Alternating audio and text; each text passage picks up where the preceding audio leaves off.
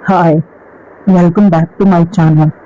ನನ್ನ ಗಂಡ ಇಂದು ರಾತ್ರಿ ಬಂದು ಹೇಳಿದ, ನೀನು ನನ್ನ ಬಾಸ್ನ ಜೊತೆ ಒಂದು ರಾತ್ರಿ ಕಳೆದರೆ ಅವರು ನನಗೆ ಪ್ರಮೋಷನ್ ಕೊಡ್ತಾರಂತೆ.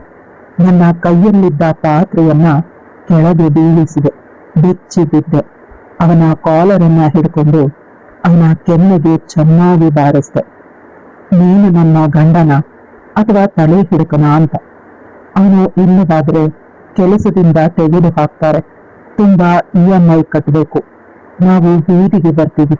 ಮಗಳಿಗೆ ಹುಷಾರಿಲ್ಲ, ಅವಳನ್ನ ಡಾಕ್ಟರ್ಗೆ ತೋರಿಸ್ಬೇಕು, ನೆನಪಿರ್ಲಿ ಅಂತ ಹೇಳ್ದ. ಮಗಳು ಅಂದ ತಕ್ಷಣ ನನ್ನ ಹೊಟ್ಟೆ ಸಂಕಟದಿಂದ ಕಿವಿತ್ತು. ಯಾಕಂದ್ರೆ ಮಗಳಿಗೆ ಹುಷಾರಿಲ್ಲ. ಇದ್ದಕ್ಕಿದ್ದಂತೆ ತಲೆ ಸುತ್ತಿ ಬಂದು ಬೀಳ್ತಾಳೆ. ವಿಧಿ ಇಲ್ಲದೆ ಅವರ ಬಾಸ್ ಜೊತೆ ಮಲಗಲು ರೆಡಿಯಾದೆ. ವಲ್ಲದ ಮನಸ್ಸಿನಿಂದ ಆ ಮನುಷ್ಯನನ್ನ ರಾತ್ರಿ ನೋಡಿ ಬೆಚ್ಚಿಬಿದ್ದೆ. ಅವನು, ಅಯ್ಯೋ ನಮ್ಮ ಬದುಕನ್ನ ಏನಾಯ್ತು ತಿಳ್ಕೋಬೇಕು ಅಂದ್ರೆ ಕಥೆನ ಪೂರ್ತಿಯಾಗಿ ಕೇಳಿಸ್ಕೊಳ್ಳಿ, ಎಲ್ಲೂ ಸ್ಕಿಪ್ ಮಾಡ್ಬೇಡಿ. ನನ್ನ ಹೆಸರು ಕಾಂಚನ. ಅಪ್ಪ ಅಮ್ಮನ ಮುದ್ದಿನ ಮಗಳು. ಕಷ್ಟ ತಿಳಿಯದಂತೆ ಸಾಕಿದ್ರು. ನನ್ನ ಜೊತೆ ಇಬ್ರು ಗಂಡ್ಮಕ್ಳು ಕೂಡ ಇದ್ರು. ಒಬ್ಬ ಅಣ್ಣ, ಇನ್ನೊಬ್ಬ ತಮ್ಮ. ಅಣ್ಣ ತಮ್ಮಂದರಿಗೆ ಅಷ್ಟೊಂದು ಇಂಪಾರ್ಟೆನ್ಸ್ ಸಿಗ್ತಿರ್ಲಿಲ್ಲ. ನೀವು ಯಾವಾಗ್ಲೂ ಇಲ್ಲೇ ಇರ್ತೀರಾ, ಆದ್ರೆ ಮಗಳು ಹೊರಟು ಹೋಗ್ತಾಳೆ, ಅವಳನ್ನ ಪ್ರೀತಿಯಿಂದ ನೋಡ್ಕೋಬೇಕು ಅಂತ ಹೇಳ್ತಿದ್ರು. ಅದೇ ರೀತಿ ಅಣ್ಣಂದ್ರು ಕೂಡ ನಾನು ಏನು ಹೇಳಿದ್ರು ಇಲ್ಲ ಅಂತ ಹೇಳ್ತಿರ್ಲಿಲ್ಲ. ತುಂಬಾ ಪ್ರೀತಿಯಿಂದ ನೋಡ್ಕೋತಿದ್ರು. ಅವರು ಅಣ್ಣಂದಿರಲ್ಲ, ನನ್ನ ಎರಡನೇ ಅಪ್ಪಂದಿರು ಅಂತ ಅನ್ನಿಸ್ತಿತ್ತು. ನಾನು ತುಂಬಾ ಅದೃಷ್ಟವಂತಳು ಅಂತ ಪ್ರತಿಯೊಬ್ರು ಹೇಳ್ತಿದ್ರು. ಆ ಅದೃಷ್ಟಕ್ಕೆ ಯಾರ ಕಣ್ಣು ಬಿತ್ತು ತಿಳಿದಿಲ್ಲ. ಇದ್ದಕ್ಕಿದ್ದಂತೆ ಎಲ್ಲ ಹಾಳಾಗಿ ಹೋಯ್ತು. ಅದೇನು ಅಂದ್ರೆ, ನಾನು ಕಾಲೇಜಿಗೆ ಹೋಗ್ಬೇಕಾದಾಗ ರಾಹುಲ್ನನ್ನ ನೋಡ್ತಿದ್ದೆ. ನೋಡೋದಕ್ಕೆ ತುಂಬಾ ಹ್ಯಾಂಡ್ಸಮ್ ಆಗಿದ್ದ. ತುಂಬಾ ಒಳ್ಳೆ ಮನೆಯವನು ಅಂತ ಅನ್ಸುತ್ತೆ. ಎಲ್ಲೋ ಒಂದ್ ರೀತಿ ಅವನು ಕೂಡ ನನ್ನನ್ನ ಇಷ್ಟಪಟ್ಟಿದ್ದ. ಮದುವೆಗಾಗಿ ಪ್ರಪೋಸ್ ಮಾಡಿದ್ದ. ಡಿನ್ನರ್ಗೆ ಕರ್ಕೊಂಡು ಹೋಗಿ ಮೊದಲು ನನಗೆ ಏನು ಹೇಳಬೇಕು ಅಂತ ಅರ್ಥವೇ ಆಗ್ಲಿಲ್ಲ. ನಿಧಾನವಾಗಿ ಎಲ್ಲವನ್ನೂ ವಿವರಿಸಿ ಹೇಳಿದ. ನೀನ್ ನನ್ನನ್ನ ಮದುವೆ ಆದ್ರೆ ರಾಣಿಯ ರೀತಿ ನೋಡ್ಕೋತೀನಿ. ನಿನ್ನನ್ನ ಬಿಟ್ಟಿರೋದಕ್ಕೆ ಸಾಧ್ಯನೇ ಇಲ್ಲ. ಪ್ಲೀಸ್ ಒಪ್ಕೋ ಅಂತ. ಅವನ ಪ್ರಪೋಸಲ್ಗೆ ನಾನು ಬೇಡ ಅಂತ ಹೇಳೋದಕ್ಕೆ ಸಾಧ್ಯವಾಗ್ಲಿಲ್ಲ. ನಾನ್ ಹೇಳಿದ್ದು ಒಂದೇ, ನನ್ನ ಅಣ್ಣಂದಿರು ಅಪ್ಪ ಅಮ್ಮ ಒಪ್ಪಿದ್ರೆ ನನಗೆ ಅಭ್ಯಂತರ ಇಲ್ಲ, ನಿನ್ ಜೊತೆ ಬದುಕೋದಕ್ಕೆ ಅಂತ. ಅವನು ಕೂಡ ಒಪ್ಕೊಂಡ. ಇಂದು ಸಾಯಂಕಾಲ ಅವನ ಮನೆಯವರನ್ನ ಕರ್ಕೊಂಡು ಬಂದ. ಅಪ್ಪ ಅಮ್ಮ ಮನೆಯೊಳಗೆ ಸೇರಿಕ್ಕೆ ಅವರನ್ನ ಹೊರ ಕಳ್ಸಿದ್ರು. ಯಾಕಂದ್ರೆ ಅವರು ನಮಗಿಂತ ತೀರಾ ಕೆಳಗಿನವರು ಅಂತ. ನಾನ್ ಇಷ್ಟು ದಿನ ಅಂದ್ಕೊಂಡಿದ್ದೆ ಅವನು ತುಂಬಾ ಶ್ರೀಮಂತರ ಮನೆ ಹುಡುಗ ಅಂತ. ಈಗ ತಿಳಿತು, ಲೋಯರ್ ಮಿಡಲ್ ಕ್ಲಾಸ್ ಜನ. ಅವರಿಗಾಗಿ ಇರೋದಕ್ಕೆ ಒಂದು ಸ್ವಂತ ಮನೆ ಕೂಡ ಇಲ್ಲ. ಇಂದು ನಾನು ಪ್ರೀತಿಸಿದ ಹುಡುಗ ಇಷ್ಟೊಂದು ಕೆಳಮಟ್ಟದವನು ನನಗೆ ತಿಳಿದಿರ್ಲಿಲ್ಲ. ನಾನು ಕೂಡ ಮನಸ್ಸನ್ನ ಗಟ್ಟಿ ಮಾಡಿಕೊಂಡು ಇವನ ಜೊತೆ ಸಂಬಂಧವನ್ನ ಮುರ್ಕೊಂಡ್ಬಿಡೋಣ ಅಂತ ಸುಮ್ಮನಾದೆ. ಅವನು ಪದೇ ಪದೇ ಫೋನ್ ಮಾಡ್ತಿದ್ದ. ಫೋನನ್ನ ಸ್ವಿಚ್ ಆಫ್ ಮಾಡಿರ್ಲಿಲ್ಲ.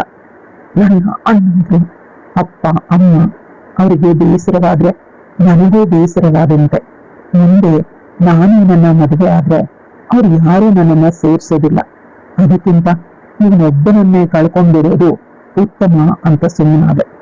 ಆದ್ರೂ ಕೂಡ ಅವನು ಪದೇ ಪದೇ ವಿಧವಾದ ಫೋನ್ಗಳಿಂದ ಕಾಲ್ ಮಾಡ್ತಿದ್ದ. ನಾನು ಕೂಡ ಪದೇ ಪದೇ ಫೋನ್ ಸ್ವಿಚ್ ಆಫ್ ಮಾಡ್ತಿದ್ದೆ. ಕಾಲೇಜಿಗೆ ಹೋದ್ರೂ ಕೂಡ ನನ್ನನ್ನ ಬಿಡ್ತಾನೆ ಇರ್ಲಿಲ್ಲ. ಕೊನೆಗೆ ಇದೆಲ್ಲವನ್ನ ಅರಿತ ಅಣ್ಣಂದಿರು ನನಗೆ ಸೆಕ್ಯೂರಿಟಿಯಾಗಿ ಬರ್ತಿದ್ರು. ಬರ್ಬೇಕಾದಾಗ ಹೋಗ್ಬೇಕಾದಾಗ ನನ್ನ ರಕ್ಷಣೆಯನ್ನ ಮಾಡ್ತಿದ್ರು. ನಮ್ಮಿಬ್ರದು ಒಂದೇ ಕ್ಲಾಸ್ ಆಗಿದ್ರಿಂದ ಕ್ಲಾಸಲ್ಲಿ ಸಿಕ್ತಿದ್ದ. ಎಷ್ಟೋ ಬಾರಿ ಲೆಕ್ಚರರ್ ಅವನನ್ನ ಕ್ಲಾಸಿಂದ ಹೊರಗಡೆ ಹಾಕ್ತಿದ್ರು. ಅವನು ನನ್ನ ಜೊತೆ ತುಂಬಾ ಮಾತಾಡೋ ಪ್ರಯತ್ನ ಮಾಡ್ತಿದ್ದ. ಒಮ್ಮೊಮ್ಮೆ ಅವನನ್ನ ನೋಡಿ ಪಾಪ ಅಂತ ಅನಿಸ್ತಿತ್ತು. ನಮ್ಮಿಬ್ಬರ ಸಂಬಂಧ ಮುಗಿದು ಹೋಗಿದೆ. ಆದ್ರೂ ಕೂಡ ಅವನು ಆಸೆಯನ್ನ ಇಟ್ಕೊಂಡಿದ್ದಾನೆ. ನಿನ್ನನ್ನ ಬಿಟ್ಟು ನಾನು ಇರೋದಕ್ಕೆ ಸಾಧ್ಯವೇ ಇಲ್ಲ ಅಂತ ಹೇಳ್ತಾನೆ. ನಾನು ಏನ್ ಮಾಡ್ಲಿ, ನನ್ನ ಕೈಯಲ್ಲಿ ಏನೂ ಇಲ್ಲ. ಇಂದು ಕಾಲೇಜಲ್ಲಿ ಒಂದು ಅಚಾತುರ್ಯ ನಡೀತು. ಅವನು ಕ್ಲಾಸ್ ರೂಮಲ್ಲಿ ಇನ್ನೂ ಹುಡುಗಿಯರು ಬರ್ತಾ ಇದ್ರು. ಅವನು ಪಾಕೆಟಲ್ಲಿದ್ದ ತಾಳಿಯನ್ನ ನನ್ನ ಕುತ್ತಿಗೆಗೆ ಕಟ್ಟಿದ. ಇದನ್ನ ನನ್ನ ಅಣ್ಣಂದಿರಿಗೆ ಹೇಳಿದಾಗ ಅವರು ಅವನನ್ನು ಜೋರಾಗಿ ಹೊಡೆದ್ರು. ಆ ನೋವಿನ ಸಂದರ್ಭದಲ್ಲಿ ಅವನು ನನ್ನ ಹೆಸರನ್ನೇ ಹೇಳ್ತಿದ್ದ. ನನಗೆ ತುಂಬಾ ದುಃಖ ಆಯ್ತು. ಆ ಹೊಡೆದಾಟನ ತಪ್ಪಿಸ್ದೆ. ಅಣ್ಣ, ಹೇಗಿದ್ರು ಅವನು ಒಂದು ಅವಕಾಶ ಕೊಡು ಅಂತ ಹೇಳ್ತಿದ್ದಾನೆ, ಕೊಟ್ಟು ನೋಡೋಣ, ಏನ್ ಕಳ್ಕೊಳ್ತೀವಿ ಅಂತ ಹೇಳ್ದೆ. ಆಗ ಅಣ್ಣಂದ್ರು ಹೇಳಿದ್ದು ಒಂದೇ ಮಾತು, ನೀನು ಅವನ ಜೊತೆ ಹೋದ್ರೆ ಎಂದಿಗೂ ಕೂಡ ನಮ್ಮ ಕಡೆ ತಿರುಗಿ ಕೂಡ ನೋಡಬಾರ್ದು. ಆಗ ಇನ್ನೂ ದುಃಖ ಆಯಿತು.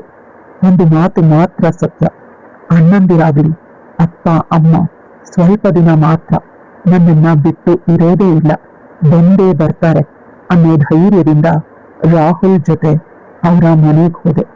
ಅವ್ರ ಮನೆ ನೋಡಿ ಬೆಚ್ಚಿ ಬಿದ್ದೆ. ಎಲ್ಲಾ ಜನರು ಬಳಸುವ ಟಾಯ್ಲೆಟ್ ಇದೆ. ನಾನು ಆ ಮನೆಯಲ್ಲಿ ಇರಲು ಸಾಧ್ಯವೇ ಇಲ್ಲ ಅಂತ ಹೇಳಿದಾಗ ರಾಹುಲ್ ಒಂದು ಪುಟ್ಟ ಮನೆಯನ್ನ ಮಾಡ್ದ. ಆ ಮನೆಯಲ್ಲಿ ನಾನು ಮತ್ತೆ ರಾಹುಲ್ ಇಬ್ಬರೇ ಇದ್ವಿ. ಇಬ್ಬರು ಕೆಲಸಕ್ಕೆ ಹೋಗ್ತಿದ್ವಿ. ನಮ್ಮ ಎಜುಕೇಶನ್ ಮುಗಿದಿದ್ದರಿಂದ ತಕ್ಕ ಮಟ್ಟಿಗೆ ಸಂಪಾದನೆ ಬರ್ತಿತ್ತು. ಒಂದು ಹ್ಯಾಪಿ ಲೈಫ್ ಲೀಡ್ ಮಾಡ್ತಿದ್ವಿ. ದುಡ್ಡಲ್ಲಿ ಬಡತನ ಇತ್ತು ಅಷ್ಟೆ, ಪ್ರೀತಿಯಲ್ಲ.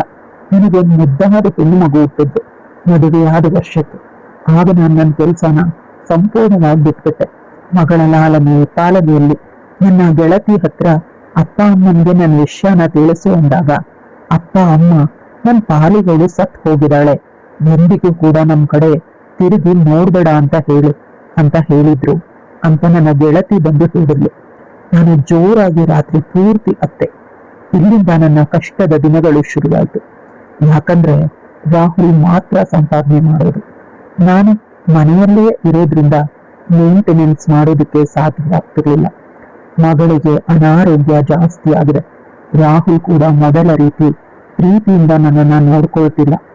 ಯಾವಾಗ್ಲೂ ಸಿಡಿ ಅಂತಾನೆ ಇರ್ತಾನೆ. ಅವನ ಮೇಲಿನ ಆಸೆಯನ್ನ ಬಿಟ್ಬಿಟ್ಟಿದ್ದೀನಿ. ಈಗ ಏನಿದ್ರು ನನ್ನ ಮಗಳನ್ನ ನಾನು ಸಾಕ್ಬೇಕು. ಅವಳು ನನ್ನ ಪಾಲಿನ ದೇವತೆ. ಅವಳಿಗೆ ಯಾವುದೇ ನೋವು ಆಗ್ಬಾರ್ದು. ಅವಳಿಗಾಗಿ ನಾನು ಬದುಕಬೇಕು. ಇದೇ ರೀತಿ ಆಲೋಚನೆ ಮಾಡ್ತಿದ್ದೆ. ದಿನದಿಂದ ದಿನಕ್ಕೆ ಅವಳ ಅನಾರೋಗ್ಯ ಜಾಸ್ತಿ ಆಗ್ತಾ ಇದೆ. ಟ್ರೀಟ್ಮೆಂಟ್ಗೆ ದುಡ್ಡಿಲ್ಲ. ಗೆಳತಿಯರು ಸಹಾಯ ಮಾಡ್ತಿದ್ರು, ಅವರೆಲ್ಲ ಕೈ ಚೆಲ್ಲಿದ್ರು. ಇನ್ನು ಏನಿದ್ರು ದೇವರೇ ಕಾಪಾಡ್ಬೇಕು.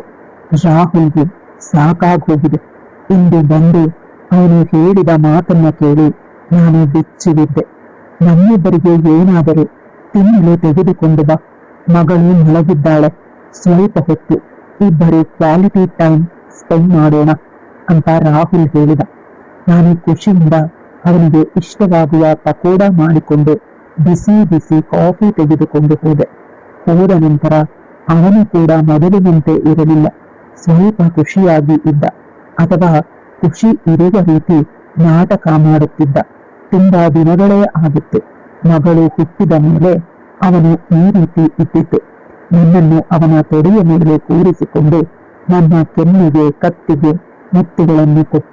ಚಿನ್ನ, ನೀನು ನನ್ನ ಸರ್ವಸ್ವ, ನನ್ನ ಪ್ರಾಣ. ಇಷ್ಟು ದಿನ ನಿನಗೆ ತುಂಬಾ ನೋವನ್ನು ಮಾಡಿದ್ದೇನೆ, ದಯವಿಟ್ಟು ನನ್ನನ್ನು ಕ್ಷಮಿಸಿ ಅಂತ ಬೇಡಿಕೊಂಡ. ಚಿನ್ನ, ನಿನ್ನಿಂದ ಒಂದು ಸಹಾಯ ಆಗಬೇಕು, ಪ್ಲೀಸ್ ನನಗೆ ಮಾಡುತ್ತೀಯಾ ಅಂತ ಮಾತಿನ ಮಧ್ಯೆ ಹೇಳಿದ.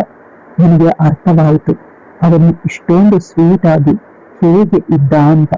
ಸರಿ ಹೇಳಿ ಅಂತ ಹೇಳಿದಾಗ ನಮ್ಮ ಬಾಸ್ ನನ್ನ ಫೋನ್ ವಾಲ್ಪೇಪರ್ ಅಲ್ಲಿ ನೋಡಿದ್ರು. ನಿನ್ ಜೊತೆ ಒಂದಿನ ಕಳಿಬೇಕು ಅಂತ ತುಂಬಾ ಆಸೆ ಪಟ್ಟಿದ್ದಾರೆ. ನಂತರ ನನಗೆ ಜಾಬ್ ಅಲ್ಲಿ ಪ್ರಮೋಷನ್ ಆಗುತ್ತೆ, ನಮ್ಗೆ ಹೊಸ ಫ್ಲಾಟ್ ಕೊಡಿಸ್ತಾರಂತೆ. ನಮ್ಮ ಮಗಳ ಆರೋಗ್ಯ ಸಮಸ್ಯೆಯನ್ನು ಕೂಡ ಅವರೇ ಒಳ್ಳೆ ಡಾಕ್ಟರ್ನ ಇಟ್ಟು ಪರಿಹರಿಸ್ತಾರಂತೆ.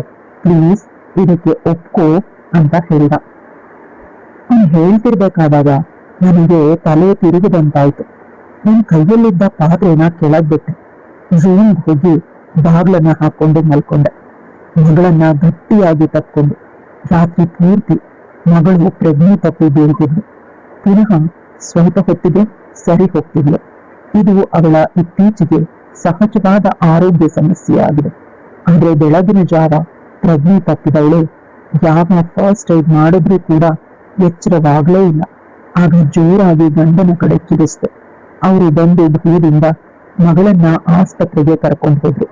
ದಾರಿ ಮಧ್ಯೆ ಅವ್ರದ್ದು ಅದೇ ಮಗು ಆ ರೀತಿ ಇದ್ರು ಈಗ ಮಗುವಿಗೆ ಆಸ್ಪತ್ರೆ ಬಿಲ್ಲು ಕಟ್ಟೋದಕ್ಕೆ ನನ್ನ ಬಳಿ ದುಡ್ಡಿಲ್ಲ, ಒಂದೇ ಒಂದು ದಿನ ತಾನೇ ಒಪ್ಕೊಂಡು ಬಿಡು ಅಂತ. ಒಂದು ತಾಯಿ ಮಗುವನ್ನ ಕಾಪಾಡ್ಕೊಳ್ಳೇಬೇಕು ಅಲ್ವಾ, ವಿಧಿ ವಿಡೆ ಒಪ್ಕೊಂಡೆ. ನನಗೀಗ ಏನಾಗ್ತಿದೆ ಅರ್ಥ ಆಗ್ತಿಲ್ಲ. ನನ್ ಮಗುವನ್ನ ಕಾಪಾಡ್ಕೊಳ್ಳೇಬೇಕು ಅಷ್ಟೇ. ಮಗುವನ್ನ ಆಸ್ಪತ್ರೆಯಲ್ಲಿ ಅಡ್ಮಿಟ್ ಮಾಡಿ ನನ್ನನ್ನ ಅವರ ಬಾಸ್ನ ಬಳಿ ಕಳಿಸ್ದ. ನಾನು ತುಂಬಾ ದುಃಖದಿಂದ ಇದ್ದೆ. ಎಲ್ಲಕ್ಕಿಂತ ಹೆಚ್ಚಾಗಿ ಏನೂ ಅರ್ಥವಾಗ್ಲೇ ಇಲ್ಲ. ಅವ್ರ ಮನೆ ತುಂಬಾ ಭರ್ಜರಿಯಾಗಿತ್ತು. ಇನ್ನು ಮದುವೆ ಆಗಿಲ್ವಂತೆ, ಬ್ಯಾಚುಲರ್ ಅಂತ ಬೇರೆ ಹೇಳಿದ್ರು. ನಾನಲ್ಲಿ ಎಲ್ಲ ನೋಡ್ಕೋತೀನಿ, ನೀನು ಹೋಗು, ಅವರ ಸೆಕ್ರೆಟರಿ ಋತು ಎಲ್ಲವನ್ನ ನೋಡ್ಕೊಳ್ತಾಳೆ. ಅದೇ ರೀತಿ ಆಯ್ತು. ಅವ್ರ ಮನೇನ ನೋಡಿ ಈಗ್ಲೂ ಕೂಡ ಮನಸ್ಸಲ್ಲಿ ಅಲ್ಲೋಲ ಕಲ್ಲೋಲ ಶುರುವಾಯ್ತು. ಒಂದು ಬಾರಿ ನನ್ನ ಮನೆ ಕೂಡ ಇದೇ ರೀತಿ ಇತ್ತು. ನನ್ನಪ್ಪ ಅಮ್ಮನ ಮನೆ ಅಷ್ಟು ಭರ್ಜರಿಯಾಗಿತ್ತು. ನನ್ನ ಹೆತ್ತವರ ಮನೆ. ನಾನೀಗ ನನ್ನ ಮಗಳನ್ನ ಕಾಪಾಡ್ಕೊಳ್ಳೇಬೇಕು ಅಷ್ಟೇ. ಋತು ನನ್ನನ್ನ ನೋಡಿದ ತಕ್ಷಣ ಗುರುತು ಹಿಡಿದ್ಲು. ಅವಳ ಕಣ್ಣುಗಳಲ್ಲಿ ಒಂದು ರೀತಿಯ ಖುಷಿ ಇತ್ತು. ಚೆನ್ನಾಗಿರೋ ಬಟ್ಟೆಯನ್ನ ಕೊಟ್ಲು ಹಾಕೊಳ್ಳಲು. ಚೆನ್ನಾಗಿ ಅವಳ ಕೈಯಾರ ರೆಡಿ ಮಾಡಿದ್ಲು ನನ್ನನ್ನ ಋತು ರೂಮಿಗೆ ಕಳಿಸಿತು. ಸ್ವಲ್ಪ ಹೊತ್ತಿಗೆ ರೂಮನ್ನ ಯಾರೋ ನಾಕ್ ಮಾಡಿದ್ರು. ಅರ್ಥ ಆಯ್ತು, ಆ ಮನುಷ್ಯ ಬಂದಿದ್ದಾನೆ ಅಂತ. ಕಂಡವರ ಹೆಂಡತಿಯನ್ನ ಇಷ್ಟಪಡುವ ಸ್ವಾರ್ಥಿ ಮನುಷ್ಯ. ಅವನ ಮುಖ ನೋಡೋದಕ್ಕೂ ಕೂಡ ಅಸಹ್ಯವಾಗ್ತಾ ಇತ್ತು. ಅವನು ನನ್ನನ್ನ ನೋಡ್ದ, ಆದ್ರೆ ನಾನು ತಲೆ ಎತ್ತಿ ಅವನನ್ನ ನೋಡ್ಲಿಲ್ಲ. ತುಂಬಾ ಭಯ ಪಟ್ಟೆ. ಕೋಪ, ಸಿಟ್ಟು ಎಲ್ಲ ಮಿಕ್ಸ್ ಆಗಿತ್ತು. ಪ್ಲೀಸ್ ನನ್ನನ್ನ ಮದುವೆ ಆಗ್ತೀಯಾ ಅಂತ ಕೇಳಿದ. ಆ ಧ್ವನಿ ಬಂದ ಕಡೆ ನೋಡಿದೆ. ಅದು ಬೇರೆ ಯಾರು ಅಲ್ಲ, ಕಿಶನ್ ಧ್ವನಿ. ಕಿಶನ್ ನನ್ನನ್ನ ಹುಚ್ಚನಂತೆ ಪ್ರೀತಿಸ್ತಿದ್ದ. ಅವನಿಗೆ ಮದುವೆ ಮಾಡೋದಕ್ಕೆ ಮನೆಯಲ್ಲಿ ರೆಡಿ ಮಾಡಿದ್ರು. ಅಷ್ಟರಲ್ಲಿ ನಾನು ರಾಹುಲ್ನ ಹುಚ್ಚು ಪ್ರೀತಿನಲ್ಲಿ ಬಿದ್ದು ಬಂದ್ಬಿಟ್ಟೆ. ನನಗೆ ನನ್ನ ಅಣ್ಣಂದ್ರು, ಅಪ್ಪ, ಅಮ್ಮ ಎಲ್ಲ ನೆನಪಾಗಿ ಕಿಶನ್ನನ್ನ ಗಟ್ಟಿಯಾಗಿ ತಕ್ಕೊಂಡು ಜೋರಾಗೊಡೋದಕ್ಕೆ ಶುರು ಮಾಡಿದೆ. ಅವನ್ ನನ್ನ ಕಣ್ಣೀರ್ನ ಹೊರಿಸ್ದ. ಎಂದೂ ಕೂಡ ನೀನು ಅಳಬೇಡ, ನಿನ್ನನ್ನ ನಾನ್ ನೋಡ್ಕೋತೀನಿ. ನೀನು ನನ್ನ ಕಾಲಿನ ದೇವತೆ. ಒಂದೇ ಒಂದು ಬಾರಿ ಬಂದುಬಿಡು, ಅವನನ್ನ ಬಿಟ್ಟು ನಿನ್ ಮಗಳಿಗೆ ನನ್ನ ಹೆಸರನ್ನೇ ಕೊಡ್ತೀನಿ. ನೀನು ನನ್ನ ಪಾಲಿನ ದೇವತೆ. ನಿನ್ನನ್ನ ನೋಡಿದ ದಿನದಿಂದಾನು ನಾನು ನಿನ್ನನ್ನ ಪ್ರೀತಿಸ್ತಾ ಇದ್ದೀನಿ. ಪ್ಲೀಸ್ ನನ್ಗೆ ಒಂದೇ ಒಂದು ಅವಕಾಶ ಕೊಡು. ನಿನ್ ಜೊತೆ ರಾತ್ರಿ ಕಳೆಯೋ ಉದ್ದೇಶ ನನಗಿಲ್ಲ. ಅವನು ನಿನ್ನನ್ನ ಎಷ್ಟು ಪ್ರಾಮಾಣಿಕವಾಗಿ ಪ್ರೀತಿಸ್ತಾನೆ ಅನ್ನೋದನ್ನ ನೋಡ್ಬೇಕಾಗಿತ್ತು. ಕೇವಲ ದುಡ್ಡಿಗಾಗಿ ನನ್ನ ಬಳಿ ನಿನ್ನನ್ನ ಕಳಿಸೋದಕ್ಕೆ ಅವನ್ ಸಿದ್ಧವಾದ ಮೇಲೆ ಬದುಕಲ್ಲಿ ಇನ್ನೊಂದು ಕೂಡ ಅವನು ನಿನ್ನನ್ನ ಚೆನ್ನಾಗಿ ನೋಡ್ಕೊಳ್ಳೋದಿಲ್ಲ. ಮದುವೆ ಆಗ್ಬಿಟ್ಟಿದೀನಿ, ಮಗು ಆಗ್ಬಿಟ್ಟಿದೆ ಅನ್ನೋ ಯೋಚನೆಯನ್ನ ಮೊದಲು ಬಿಟ್ಟುಬಿಡು ಅಂತ ಹೇಳಿದ್ರು. ಹೊಸ ರೀತಿಯ ಗೊಂದಲ ಶುರುವಾಯಿತು. ಬದುಕು ತುಂಬಾ ಕಷ್ಟ ಅಂತ ಅನ್ಸೋದಕ್ ಶುರುವಾಯ್ತು. ಇವ್ರನ್ನ ನೋಡಿದ ತಕ್ಷಣ ಮನಸ್ಸಲ್ಲಿದ್ದ ಭಯ ಹೋಯ್ತು. ನನ್ ಗಂಡನಿಂದ, ಆ ನರಕದಿಂದ ನನಗೆ ಮುಕ್ತಿ ಬೇಕಾಗಿತ್ತು.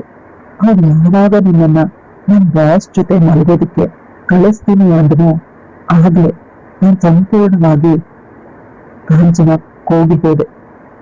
ನನಗೂ ಅವನಿಗೂ ಇದ್ದ ಸಂಬಂಧ ಮುಗಿದು ಹೋಯ್ತು. ಏನೋ ಗೊತ್ತಾಗದೆ ಜೋರಾಗಿ ಅಳೋದಕ್ಕೆ ಶುರು ಮಾಡಿದೆ. ಅಷ್ಟರಲ್ಲಿ ಅವರ ಸೆಕ್ರೆಟರಿ ಡಾಕ್ಯುಮೆಂಟ್ ತಂದ್ಕೊಟ್ರು. ಅದರಲ್ಲಿ ಕಿಶನ್ ತನ್ನ ಎಲ್ಲಾ ಆಸ್ತಿಯನ್ನ ನನ್ನ ಹೆಸರಿಗೆ ಬರೆದಿದ್ದ. ನೀನ್ ನನ್ನ ಮದುವೆ ಆದ್ರೆ, ಮದುವೆ ಆಗದೆ ಇದ್ರೆ ಇದೆಲ್ಲ ನಿಂದೆ, ನಿನ್ನ ಹೆಸರಲ್ಲೇ ಈ ಬದುಕನ್ನ ಕಳೆದು ಬಿಡ್ತೀನಿ ಅಂತ ಹೇಳಿ ಹೊರಟೋದ. ನಾನು ಆಸ್ಪತ್ರೆಗೆ ಹೋದೆ. ನನ್ ಗಂಡ ಹಠ ಮಾಡ್ತಿದ್ದಾನೆ, ದುಡ್ಡು ಕೊಡು ಮಗುಗೆ ಟ್ರೀಟ್ಮೆಂಟ್ಗೆ ಅಂತ. ಆಗ ಡಾಕ್ಟರ್ ಬಳಿ ಮಾತಾಡೋದಕ್ಕೆ ಹೋದೆ.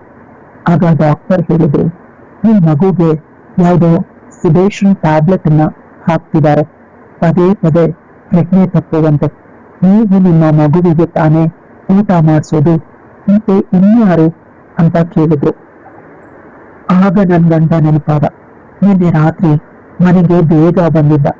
ನನ್ನನ್ನ ಅವನ ಕೆಲಸಕ್ಕೆ ಬಳಸ್ಕೊಳ್ಳೋದಕ್ಕೆ ಆಗ ಮಗುಗೆ ಊಟ ಮಾಡಿಸಿದ್ದ. ಅವನ ಕೆನ್ನೆಗೆರಡು ಬೀಸಿದೆ. ಅವನು ಕಟ್ಟಿದ ತಾಳಿಯನ್ನ ಕಿತ್ಕೊಟ್ಟೆ. ನಿನಗೂ ಮತ್ತೆ ನನಗೂ ಯಾವುದೇ ಸಂಬಂಧನೂ ಇಲ್ಲ ಅಂತ ಹೇಳಿದೆ ಅಷ್ಟೇ. ಅವನ ಕಡೆ ತಿರುಗಿ ನೋಡಿದೆ. ಮಗುನ ಕರ್ಕೊಂಡು ಬಂದೆ. ಕಿಶನ್ ಬಳಿ.